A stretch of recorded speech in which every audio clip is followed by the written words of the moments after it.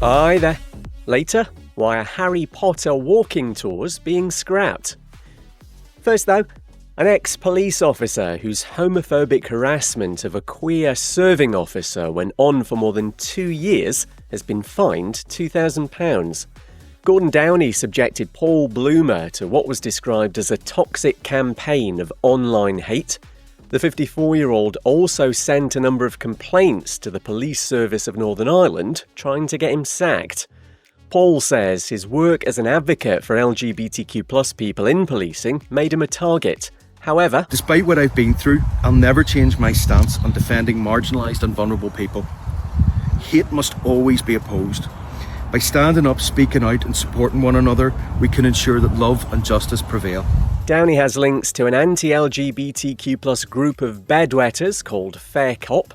He's also got to pay £500 compensation to Paul and was given a 3-year restraining order. Next, Australia's first housing project for transgender women.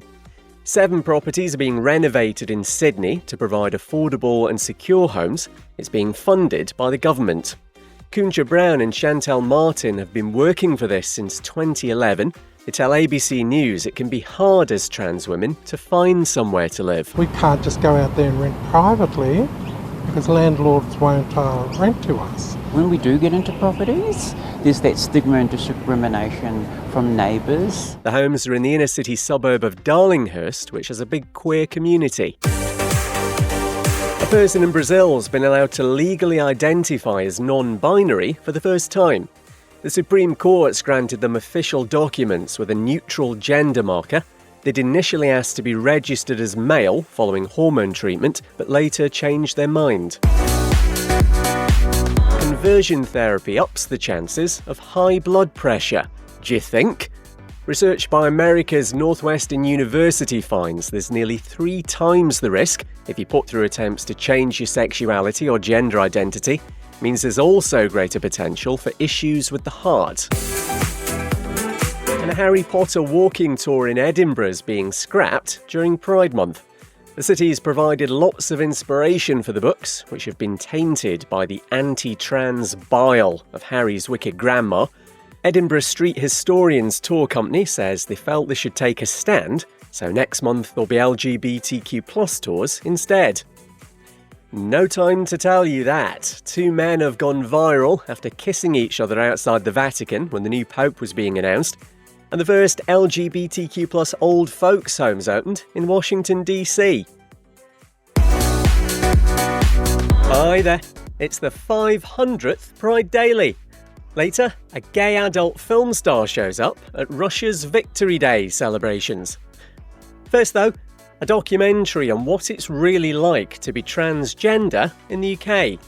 There's a Kickstarter launching today for A Dance of Identity, which follows trans woman Sophie and her partner Sandy over a 6-year period. Covers Sophie's preparation for gender-affirming surgery, the hostility surrounding trans rights, and, as she tells the BBC, the significance of ballet in her life. I was about 4 or 5. I said to my mum I wanted to be a ballerina, and that was a sort of first sort of inkling I had that something wasn't quite right. I'm not transgender because I dance, and I don't dance because I'm transgender. I dance because I'm a dancer. It just happens to be that I'm transgender.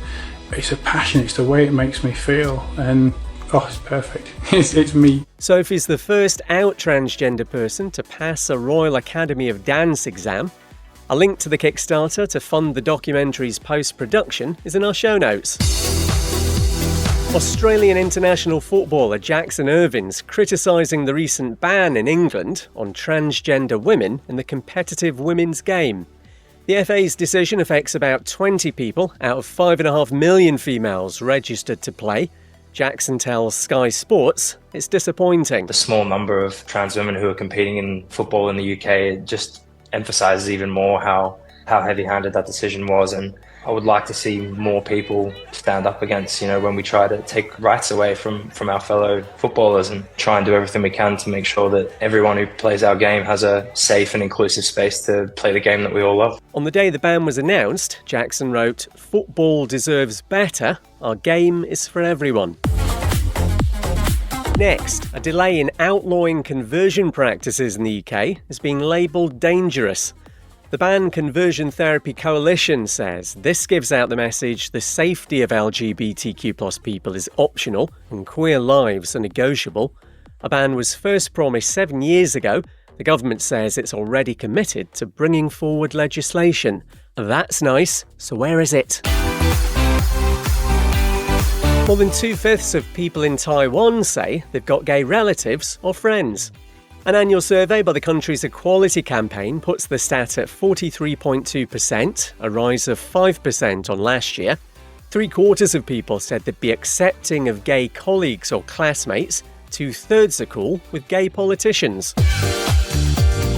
And a giant mosaic in Russia, commissioned for their World War II Victory Day celebrations, accidentally contains images of a gay adult film star.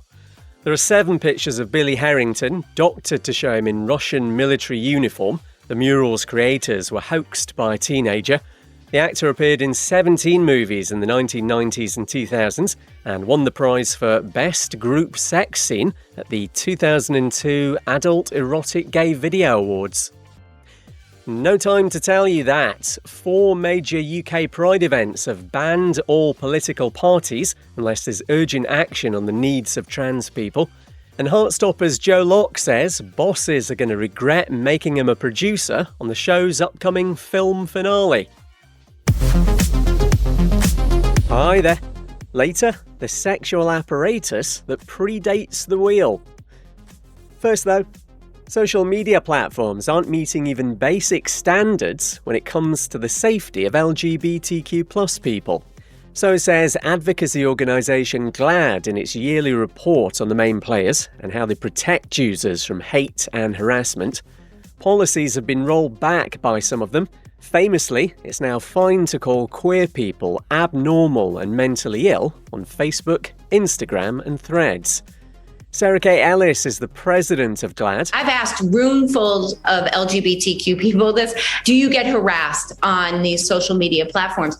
And 9 out of 10 times, everybody's hand goes up. We are used to being harassed on these sites. That's not a way to live. Thanks to MSNBC, GLAAD marks platforms out of 100. TikTok does best with 56. Twitter, Kel Surprise, down in the ruddy basement on just 30.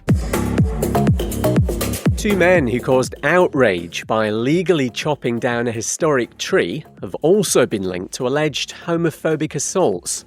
The Sycamore Gap tree at Hadrian's Wall in the UK was felled in September 2023 by 39-year-old Daniel Graham and Adam Carruthers, who's 32. They were also investigated after a man suffered homophobic abuse with icing sugar thrown in his car. Videos were found on one of their phones of very similar incidents.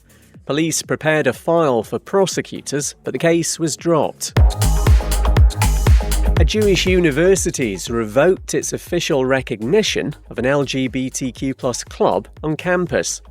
Approval from New York's Yeshiva Uni was only granted 2 months ago after years of legal fights. Officials there now saying the club's values are incompatible with the school's. They're accused in a legal letter of hostility towards queer students. The former president of Uruguay, who legalized same-sex marriage there, has died at the age of 89. Jose Mujica was in office from 2010 to 2015. He was very much a progressive and also legalized abortion and cannabis. And apologies in advance, this is somewhat lowbrow, but we thought you needed to know. I just learned humans invented the strap-on before they invented the wheel, by thousands of years. The earliest strap-on archaeologists have found goes back to like 10,000 BC, whereas wheels only started popping up around 4,000 BC. That's TikToker the Sexpert having his mind blown, and I have nothing more to add. No time to tell you that. Malta's ranked the most queer-friendly country in Europe for the 10th year running. Italy comes bottom. And the UK's NatWest Bank has told a customer offended by pride flags in one of its branches to do his banking online. But we're the snowflakes, apparently. Hi there. Later, Perth Bears versus Bears Perth. We'll start though with a theatre show about Section 28, which was a don't say gay law in Scotland, England and Wales. Schools and local authorities were banned from promoting homosexuality for more than a decade from 1988, so kids just weren't taught about it. Performer Tom Marshman's written Section 28 and Me, described as sharing queer narratives of historical shame and invisibility. In the show, he outlines the climate of the time. A is for the act to refrain local authorities from promoting homosexuality. Can you tell me what a lesbian is, please? Well, D is for dyke. One of these days, these dykes are going to walk all over you. What would you do if you found out your sister was a lesbian? killer. Tom considers whether growing up when queer life was being silenced turned him into a show-off and made him feel compelled to share queer stories. H is for hostility. The police raided gay bars and clubs. No one would report hate crimes because of the attitude of the police. K is for kick in the gob. To walk without fear with a kick in the gob. Sing if you're glad to be gay. Sing if you're happy that way. Tom's performing Section 28 and Me in Bristol in England from tonight until Saturday. Next, whilst Finland's Evangelical Lutheran Church has voted not to recognise same-sex marriage, a fair amount of its council members are on board. There were 62 to 40 in favour, just 15 short of the required three-quarters majority. Means things stay as they are for now, but the head of the church says he's convinced it will allow the unions in time.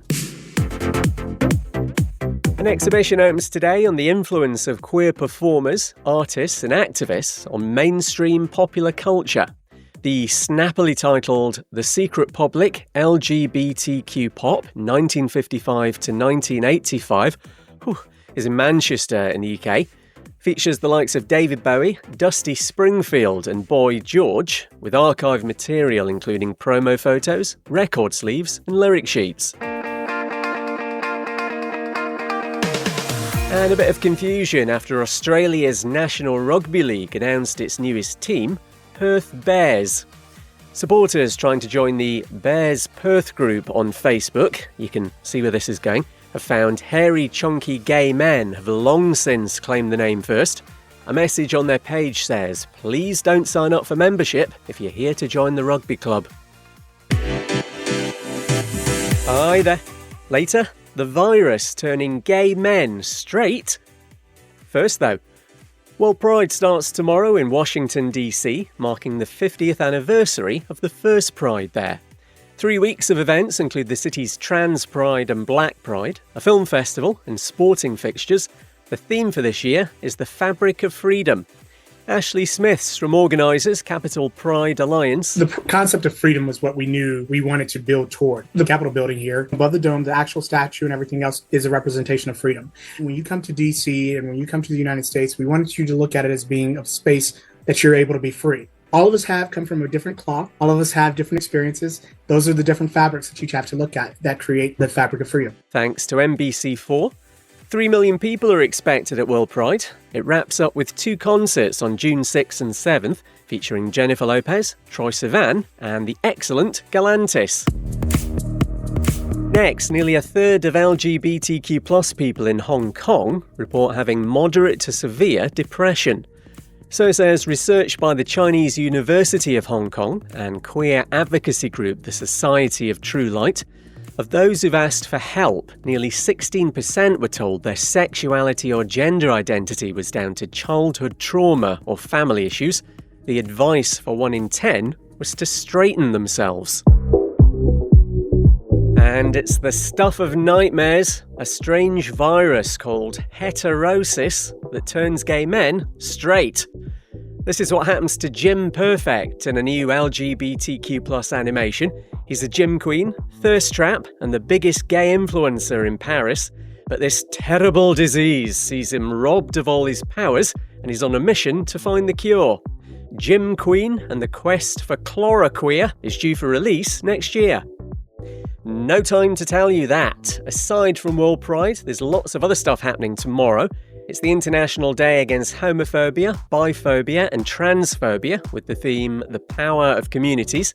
You've got the Eurovision final in Switzerland, the 21st anniversary of same-sex marriage in America, and New York's Fuerza Fest, a queer Latin arts event.